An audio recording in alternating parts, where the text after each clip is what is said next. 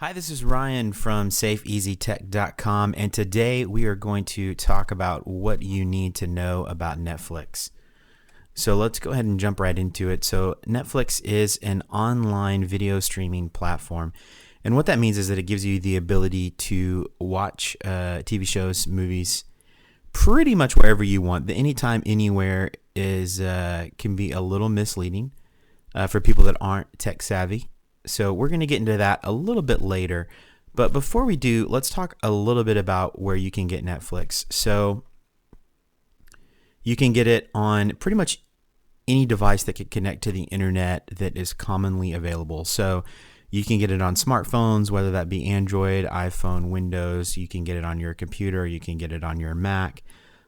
We stream ours off of our Wii U, which is a Nintendo gaming platform. You can get it on Xboxes, you can get it on PlayStations, the more modern versions of those. It's not going to work on your one from like 10 years ago, most likely. And you can get it on tablets, provided that those tablets have internet access. So it is anytime, anywhere, as long as you have one of the approved devices that has Netflix installed on it, or you install it on a device that'll work with it, and provided that you're connected to the internet. And we're going to talk more about some of the limitations of that here in a little bit. So how does Netflix work? How does it make money? And how does that relate to you? There are basically three plans for streaming Netflix, which is the most popular version right now that are available. And so if you go to www.netflix.com, and there's going to be a link in the bottom, in the description of this video right underneath. So if you go to the website, this is what you get when you first get there. And you can click on the start free month. They actually do offer a 1 month free trial, and it's going to give you the end date. So today is September 21st when I'm recording this. So my free month, if I were to start it, would last until the 21st of October. And there's three different plan types you can get: a basic, a standard, and a premium. The standard one, or the middle plan, is going to give you high definition videos as long as your internet and your computer can handle it. And again, we'll talk some more about that. It's going to let you watch it on two screens simultaneously. So meaning that, my wife is in our living room and she's watching it on the TV, and maybe I'm in my office and I'm watching it on my computer, or maybe one of us is on a phone and the other person's on a computer. Basically, you can watch it on two screens. After that, what happens is Netflix will cut off one of those devices. Typically, it doesn't always happen, but that's the way it's supposed to work. Is it'll cut that off because you're not authorized for that plan. However, if you want to have more screens going at the same time, you can upgrade to the premium plan, which allows you 4 screens.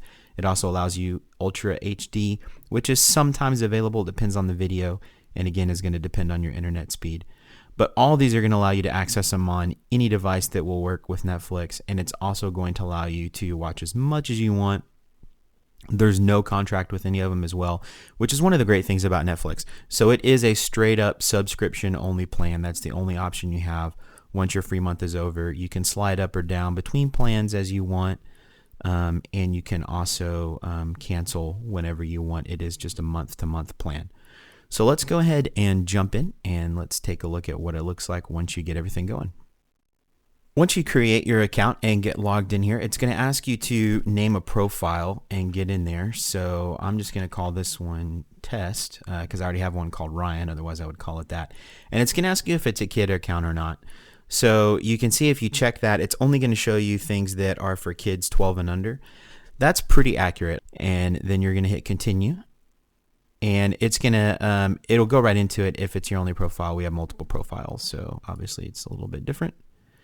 But when you click on that, so it's going to ask you to start choosing things. And what Netflix does is it works like Pandora and Spotify and a lot of these other streaming services, where it's going to try to match up what you like for what you want. So you can just kind of choose 3 random things here. And then based off of that, it's going to look around. It's going to say, okay, what do these have in common? And it's going to put together things that you may or may not like. My experience is that the first thing out of the box is going to be a little random, but you can rate things after that. So once you find something that you like, you can actually click on that series and you can give it a star rating And then as you rate more and more things with more and more stars after you watch them, it'll really start to get pretty good at recommending things that you're going to like. I've come across some things on here that have been pretty beneficial, like as far as the rating system being beneficial, because it's recommended things that I wouldn't have watched, but I went ahead and watched it because it was recommended for me.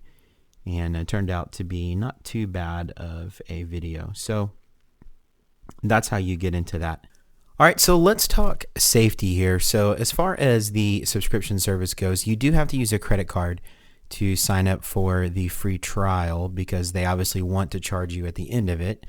So you have to cancel before the free trial is up if you don't want your credit card to be charged, and you have to enter in your credit card or debit card if that's what you prefer information. So as far as putting that information in goes, it's going to be as safe as it is putting in anywhere else, that uses secure purchasing information. So like retailers, Amazon, stuff like that. It's all going to be the same level of security as far as your information goes. Now, the site itself, if we take a look at content, so this is an example of the page that you get when you log into Netflix right now. So you can kind of read through the title, you can read through the description there. This is what Netflix shows you when it logs in. So you may want to see something like that. You may not want to see something like that. You obviously don't have to watch that show, but it is the first thing that you see when you log into Netflix. And that's one thing about the adult version of Netflix. And there is no differentiation between the adult one and anything else other than the kids. So you can't really say, don't show me these kinds of movies. You can't really say, don't show me these ratings of movies. You're going to kind of get what you get on your page. Now, as far as some of the things on here, so like top picks, those are going to be based off of what you choose. And you can even go through and rank it further, and I'll show you how to do that here in a little bit when we get into features. But you really can't say, don't show me this. So that's kind of one of the things you want to be careful of. If you are sensitive to, specific pictures that sometimes movies and TV show art have on them, or just subscriptions that you may not, descriptions rather, that you may not want to read. That's all kind of stuff to be aware of. As far as security goes, there's not a lot of security downfalls you have to worry about. The site is secure. You want to use the same password safety that you would use with any site. Use something that is pretty random, not something that's easily identifiable to you. Make sure you have a good email address associated with it in case you need to reset your password or something of that nature. But you should be pretty good to go as far as all that goes. Now, for kids, there is a neat feature that's not super old. It is kind of recent that it's come out, called Netflix Kids.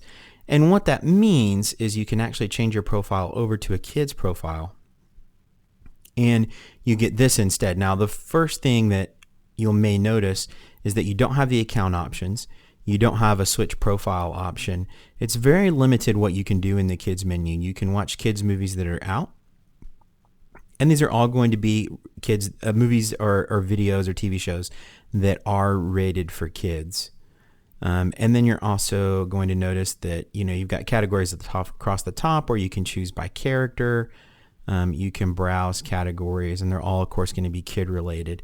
Now, there may be some things in here just because it's rated for kids doesn't necessarily mean you want your kids to watch it.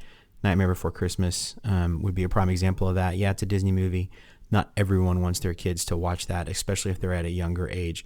So you do still have to monitor what your kids are watching if you're sensitive to that. But you don't have to worry about them running into something that's rated PG-13 or R or worse, like you would have to on normal Netflix, because it does have a wide variety of stuff on there. Now, the downside is to get out of it, it's not password protected. To get out of it, you just hit exit kids, and then you go back to whatever it is you're looking at. So you're not going to be able to lock your kids into that mode, but you can, at least make sure that they know that's where they get to look for stuff, and they can't click out of anything out of that. And then, of course, anything past that, if there's something in the kids section you're worried about, you're just going to have to tell them, hey, don't click on this video. So it still does have to be managed if you're going to be sensitive to that.